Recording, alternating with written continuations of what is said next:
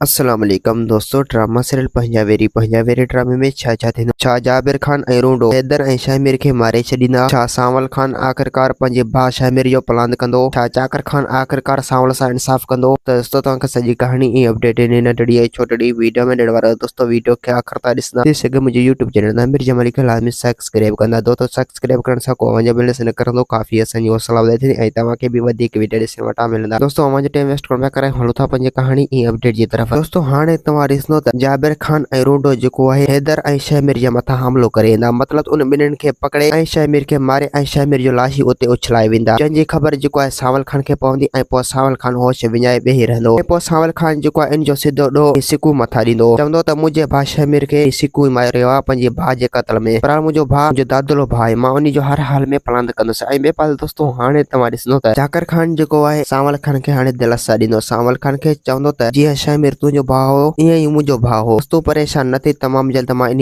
शामिर जा कातलनि खे ॻोल्हे हथ करे वठंदुसि ऐं तोसां ज़रूरु इंसाफ़ कंदुसि। बसि सांवल तूं परेशान न थी, हर हाल में मां तुंहिंजो साथ ॾींदुसि। सांवल चवंदो त ॾिस चाकर खान, अगरि तव्हां उहे कातल ॻोल्हियो था त ठीकु आहे, न त मूं पाण ॻोल्हे ऐं पाण उन्हनि खां हिसाब किताब वठंदुसि ऐं उन्हनि खे पंहिंजे अंजाम ताईं पहुचाए पंहिंजे भाउ शामिर जो प्लान कंदुसि। ऐं ॿिए पासे दोस्तों हाणे तव्हां ॾिसंदो त हैदर जेको आहे उहो सांवल खान सां मिलंदो ऐं सांवल खान खे हक़ीक़त ॿुधाईंदो। बहरहाल सांवल खान जेको आहे उनजे मथां भरोसो न कंदो। सांवल खान उन खे साफ़ साफ़ चई छॾियो मुंहिंजे तुंहिंजे मथां का बि यकीन न आहे, छो तूं बि पहिरियां ई मुंहिंजे भाउ शामिर खे कुटको ॾियारे चुको आहे इन जाबिर खान जे हथां, उनजे करे तो मथां मूंखे का बि यकीन न आहे, उनजे करे मूंखे तो मथां बि शक आहे। हैदर चवंदो त सोटर सांवल बसि तूं परेशान न थी, इन में मुंहिंजो को बि ॾोह न आहे ऐं इन शामिर खे मारण में मुंहिंजा हथ आहिनि ऐं शामिर खे मूं मारायो आहे। ऐं ॿिए पासे दोस्तों हाणे तव्हां ॾिसंदो सिकू जेको आहे जाबिर खान खे धमकाईंदो, उन खे चवंदो त अगरि जेकॾहिं तो शामिर खे मारे मूंखे फसाइण पियो चाहीं त इहो सम्झी छॾिजां त पोइ मां तोखे बि कॾहिं बख़्शे न कंदुसि। दोस्तों उम्मीद है कहाणी आई हूंदी, बाक़ी पसंदि असांखे ॾींदा हाणे इजाज़त, वरी तव्हां सां मिलंदासीं कंहिं नई वीडियो में। जेसीं ताईं पंहिंजो ख्यालु रखंदा, ख़ुदा हाफ़िज़।